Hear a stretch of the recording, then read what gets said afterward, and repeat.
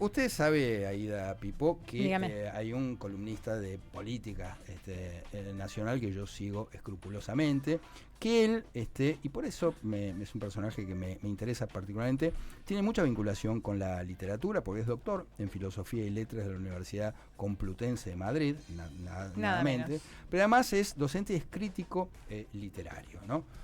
Crítico, usted sabe, yo con los críticos literarios muy bien no me llevo, pero intentemos hacer una excepción. Pero bueno, en el 17 fue galardonado por el jurado de los premios de la Fundación Conex como uno de los 5 periodistas de la última década en la especialidad análisis político. Bueno, tiene un currículum que me podría pasar la semana entera. Lo admiramos. Mucho. Así que vamos a decir que quiero pensar que estamos en contacto con el señor Ignacio Zuleta. Ignacio, ¿cómo estás? ¿Qué tal? ¿Cómo les va? Buenas tardes. Muy Buenas bien, muy tardes. bien, muy bien. Vos sabés que a mí me interesa mucho este perfil tuyo ligado tanto a las letras, a la filosofía, que muchas veces, si bien uno lo puede adivinar en muchas columnas, no siempre es algo que la gente sepa, y acá celebramos y saludamos. En principio te preguntaría por esto, ¿no? Es decir, ¿cuánto hay de componente literario en los políticos y en la política argentina? Mira, la tradición latinoamericana, hispánica, mediterránea, de que el hombre de letras está mezclado con el debate público, está muy en nuestra tradición. Total. O sea, desde el siglo XIX, los escritores políticos, Sarmiento, Mansilla, Mitre, Mitre, claro. que traducía al Dante. Sí, sí. Bueno, Francia, el existencialismo. Total, O sea, a mí no me extraña nada. total. Después depende de las biografías, ¿no? Claro, Yo claro. empecé mi vida como crítico literario, crítico periodístico y académico. Durante muchos años yo dediqué mi vida a la cátedra universitaria, tuve ocupé todas las posiciones hasta que me retiré para seguir con el periodismo, Ujú. y por razones laborales vinculadas al periodismo escrito, terminé siendo un cronista político y inclusive con alguna responsabilidad editorial durante muchos años en el ámbito financiero, del cual me retiré hace unos 10 años, y desde entonces pasé a ser un columnista de Clarín. Mm. Tiene Ahora, ya más que ver, es una tradición que compartimos con la cultura, pero a su vez tiene que ver con la biografía personal. claro. O fíjate que en la Argentina, bueno, el caso tuyo, el caso de Jorge Asís, el caso de Beatriz Arlo, de Sebrelli, son gente de las letras que han terminando, casi te diría, saturando el panorama de la patria opinativa. Total, total, Es la gente que más ha opinado de política fuera de los políticos profesionales en los últimos años. total. Yo no pretendo estar en ese estrellato, en ese Dream Team, pero Sí, sí, estás. no me siento extraño en ese mundo. Claro. Ahora, está bien lo que decís. Vos sabés Yo iba que. a la Facultad de Filosofía y Letras como jurado de tesis doctorales con Beatriz Arlo, y nos poníamos a hablar de política. Claro, Y totalmente. estábamos atendiendo a una tesis sobre Cortázar. Claro, totalmente. Bueno, viste que la política ejerce una atracción bastante en contra de la voluntad incluso de muchos de nosotros, ¿no? Yo cuando miro para atrás y miro el presente, digo, ¿qué hago yo acá? Digamos, ¿cómo vine a parar a este lugar, ¿no? Es decir, un lugar incómodo, un lugar sucio, un lugar en el cual uno se arrepiente de haber pisado, porque, viste, es un lugar donde no hay lealtades. Qué sé yo, el periodismo político es otra cosa, la literatura interesada, pero ya cuando pasás cierto umbral, la verdad que uno tiende a repetirse, ¿no? Bueno, Tiene. yo no soy un militante No, político, claro, claro, claro, lo yo sé. soy un observador. Yo termino en el periodismo porque era la mejor Claro. forma de vivir, Caíste en el periodismo, como diría Macri, como quien cae en la escuela pública. no, yo elegí el periodismo, yo Claro, conviví, sí, sí, ya sé. yo era decano de la Facultad de Humanidades de Mar del Plata y era Claro, secretario de redacción de ámbito financiero, y sí, claro, viajaba y conviví con esa vida, pero totalmente. llegó un momento en el cual el periodismo y la comunicación era la mejor manera de que le pagaran a uno lo que uno sabe hacer, que Claro, es leer y escribir. totalmente, Yo, totalmente. yo me considero un intelectual en el sentido de que mi única competencia es leer y escribir. Quizás sé leer bien y quizás sé escribir más o menos bien, Ah, muy bien, muy bien. pero eso el mercado que mejor lo paga es el periodismo. Totalmente. No lo paga Naturalmente, la cátedra, más si vos tenés 5 hijos, no claro. podés vivir de la cátedra. Claro, totalmente. Bueno, precisamente, digamos, destacando este poder de observación que tenés, digamos, que como decís, te viene de varios lugares y sobre todo de la Bueno, literatura. me preguntaste en lo personal, ¿no? Sí, sí, no, pero viste que los periodistas suelen evitar hablar de lo personal como si ese fuese un demérito. Y me parece que está muy bien, digamos, el lugar desde donde uno mira las cosas. No ya para Sí. confesar, qué sé yo, lealtades o para confesar posiciones personales. Pero sí me parece que la subjetividad en muchos casos aporta mucho a la profesión del periodismo. Pero bueno, se tiende a ocultar. Así que yo te Yo agradezco creo que la esta... competencia Sí, profesional que beneficia el ejercicio de la crónica política, del comentario, si uno viene de la crítica literaria, es que conoce la antropología de los personajes. claro, Hay una exacto. capacidad bastante alta de entender las conductas. Uno ha Totalmente. leído Es que todo si vos te y sabe fijás, que las mejores descripciones de los políticos reales la han escrito los escritores, qué sé yo, Miguel Ángel no, por lo Asturias, menos Roa entenderlo, Bastos, claro, entender la codicia, entender el exacto, fracaso, el totalmente, éxito, la traición, eso está en la novelística. totalmente. Bueno, Y uno y además aprende a escribir. claro, totalmente. Ignacio, buenas tardes, ¿cómo te va? Te habla Ida Pipo. Me gustó que recién dijiste la ¿Qué tal? antropología de los personajes y no la psicología de los personajes.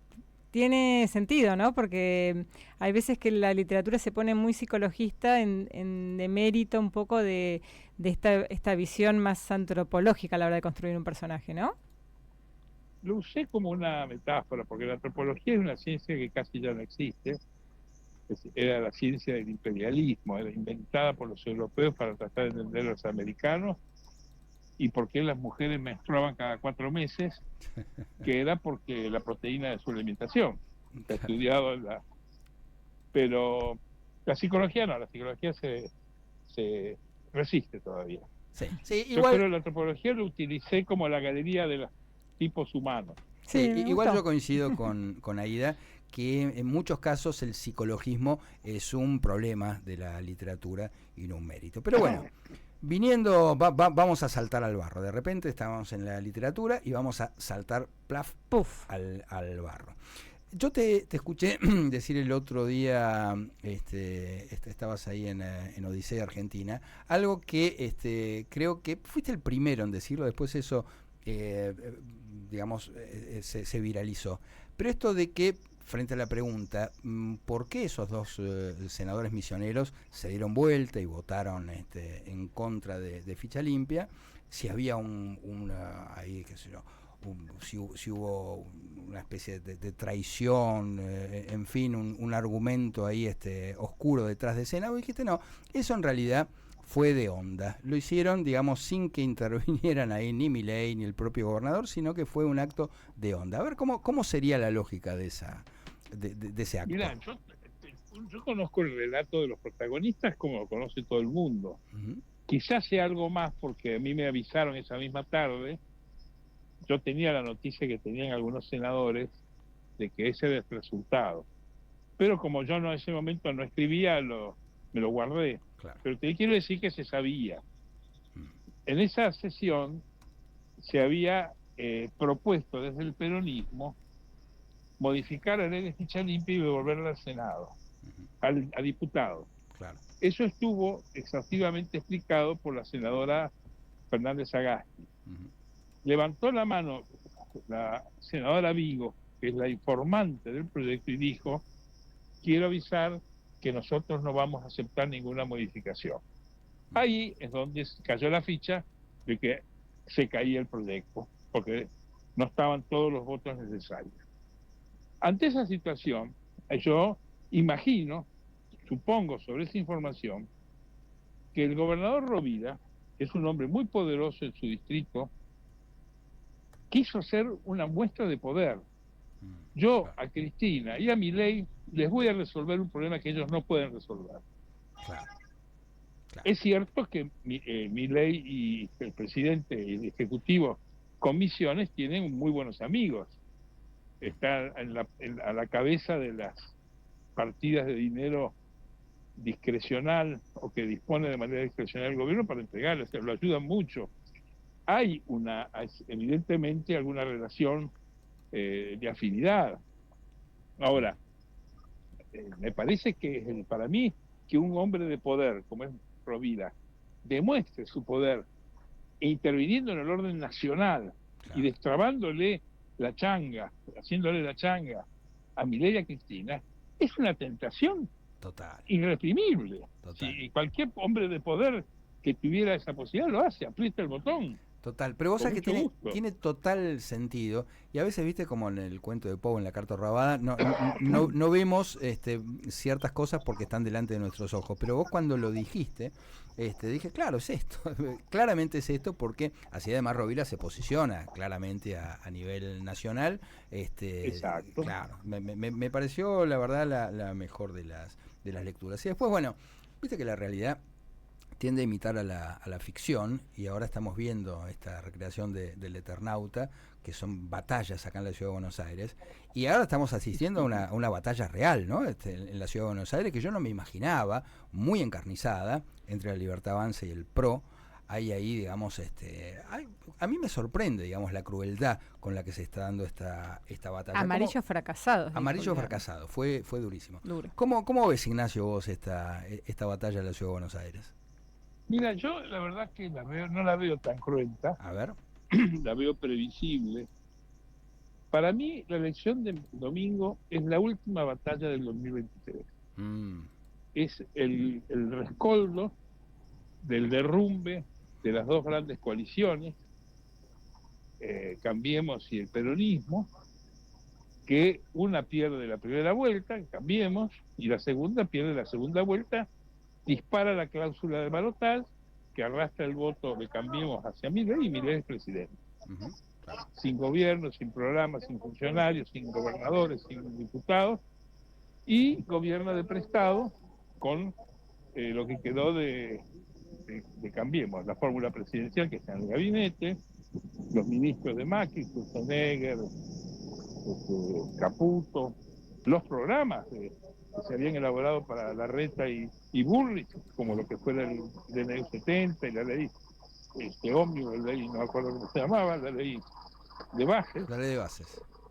Y lo que está ocurriendo ahora es la consecuencia de aquel fracaso. Claro. Y vos tenés una coalición en donde Macri provocó el cataclismo de Cambiemos, haciendo esa opción absolutamente condenada al fracaso, que era ir con Patricia Bullrich a elecciones, no entró en el balotaje, o sea, no tengo por qué abundar ningún argumento. Total. Y esa tarea de demolición interna de Cambiemos continuó en el tiempo, tanto que el domingo el espacio que representó Cambiemos en las últimas elecciones de 2007 en la ciudad, por lo menos, sí, 18 años, 16, 17 años, sí, va repartido en 6 boletas, claro, en 6 listas, claro, total, que todas suman 57%, que es el resultado en intención de voto, hablo, ¿no? Claro, sí, en un estudio que hizo un periodista Paladín en Clarín. Claro, exacto. Que con ese 57 es lo que representó el mejor Macri en algunas parroquias de la ciudad. Total. ¿Cómo hace el gobierno de la ciudad para hacer una elección que retenga ese 50% de los votos cuando se le ha ido el radicalismo, se le ha ido Carrió, está dividido en el sector de centro derecha, se lo llevan entre Adorno y Marra, y el PRO formal va dividido en dos, Larreta y Silvia Lospedato. A su vez el peronismo, que también equivocó la estrategia en el 2023, tanto que perdió, aunque sacó 44 puntos, lo cual nunca hay que olvidar, estuvo a 3 Massa de ganar en primera vuelta, va con un candidato radical, con una unidad forzada muy inteligente para no dividirse, pero tiene un techo de la mejor elección del peronismo, que fue 32 puntos en el 23, Jorge Macri versus Santoro. Claro, total. O sea que ha tratado de remediar el fracaso del 2023, ignorando ni mencionando la presencia ni el nombre de Cristina Kirchner, Claro, ni totalmente. de Kicillof. Y fíjate que no ha venido ningún dirigente del interior a participar de la campaña del peronismo, Claro, en Buenos Aires. totalmente. Y así todo es por mantener o retener la unidad del partido, probablemente haga una elección muy airosa. Claro. Le decimos O a la sea que gente... esta batalla Sí, es la conclusión de algo que viene del 2023. claro, totalmente de acuerdo. Le decimos a los que se van sumando a la radio que está hablando Ignacio Zuleta, que ustedes lo conocen, es periodista, consultor político. Entonces ahora te propongo, bueno, precisamente saltemos la General Paz y vayamos al panorama en provincia de Buenos Aires. Vos hablabas de Cristina y hablabas de Kicillof, donde hay ahí también otra interna que uno nunca sabe, digamos, qué profundidad puede llegar a tener. Pero sí es cierto que si Kicillof se sometiera demasiado a los dictados de Cristina, se podría parecer mucho a Alberto Fernández, y eso creo yo es lo que nadie quiere, no solamente el peronismo. ¿Cómo ves esa interna en la provincia de Buenos Aires? Yo en la interna entre Cristina y Kicillof. Kicillof, yo nunca me la he creído mucho. Claro, sí, yo No también. digo que sea una estrategia. Uh-huh. Creo que representan intereses distintos de orden personal y menor, muy parecido a lo que representan Macri y Larreta, peleados hoy por cuestiones de espacio personal. Uh-huh. Pero tanto Cristina Kicillof como Larreta Macri vienen del mismo origen, tienen el mismo estilo, van al mismo club, tienen la misma comida, tienen el mismo objetivo. Como digo yo, han intercambiado novias, o sea que para bailar, ¿no? Sí, sí, sí, sí. Pero creo que son el imperio de lo personal. Ahora, en lo político, yo nunca imaginé, y creo que alguna vez lo escribí, de que Cristina fuera a ir separada de Kicillof en una elección. Claro.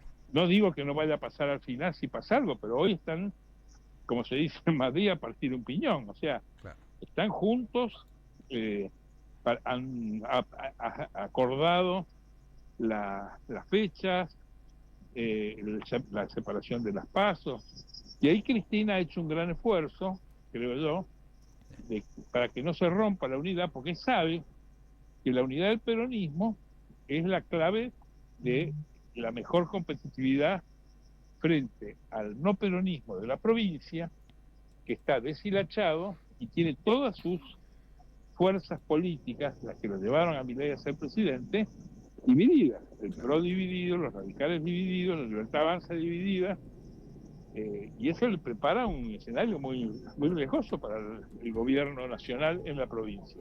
Ahora, es interesante. Así como yo no veo cómo Sí. va a ser Milei Sí, adelante, los adelante. Macri para retener la ciudad, no veo cómo va a ser el no peronismo para ganarle al peronismo, que Claro. el que está mordiendo el freno para mantener la unidad, teniendo posiciones distantes, como la de Máximo y Kirchner y Kicillof en lo personal. Claro.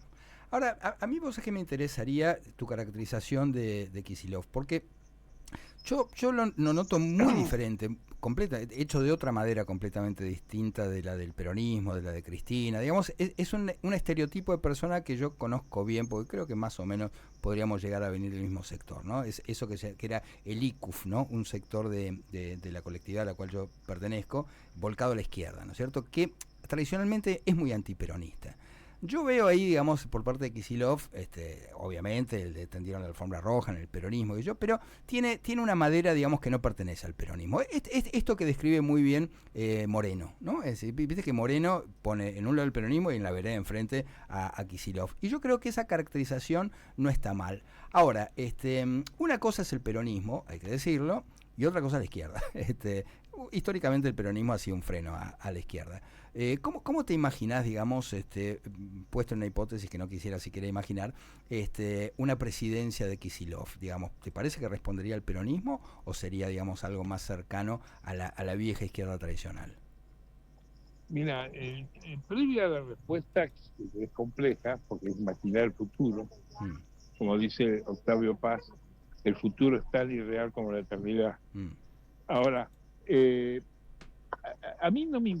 Fíjate que yo en mi observación de la política le doy muy poca importancia a los personajes, muy ujú, poca importancia a las individualidades. mm, Ni la elección del domingo acá, en Ciudad, ni la de la provincia, depende de los candidatos, depende del electorado. El electorado de la ciudad y el de la provincia hasta el año 2023, que es lo que tenemos certificado, se ha mantenido unido en las dos familias políticas tradicionales de la Argentina, que es el peronismo y sus aliados y el no peronismo. mm, La pelea dirigencial en la cúpula de agrupaciones, de individuos, no siempre, y casi diría casi nunca, arrastra al electorado. La única experiencia que yo recuerdo que eso haya ocurrido es con Massa entre 2009 y 2019 en el peronismo, que efectivamente Massa arrastró o quizás representó a un sector del electorado del peronismo que no era cristinista y que se parecía más al electorado del corredor norte de la provincia de Buenos Aires, una clase media aburguesada que le daba vergüenza las cosas que hacían Néstor y Cristina Kirchner. Eso duró 10 años, 8 años. Hicieron alguna penetración en alguna provincia, como Jujuy, como Salta, llegaron a tener un gobernador. No te olvides, la fórmula de la PASO 2015 fue Massa de la Sota, de ¿no? las otras, sí. No, de la Sota o Schiaretti, o sea, hubo Claro. un hombre de Sí, Córdoba sí, ahí. sí, sí, sí. Schiaretti, ¿no? Sí, O sea que sí. eh, yo creo que depende del electorado. Y el electorado del peronismo controla la provincia de Buenos Aires y yo no creo que se resienta por uno u otro. Inclusive, fíjate que todos esperaban una crisis del gabinete de Kicillof, donde hay mucha gente que responde a Cristina y no ha ocurrido.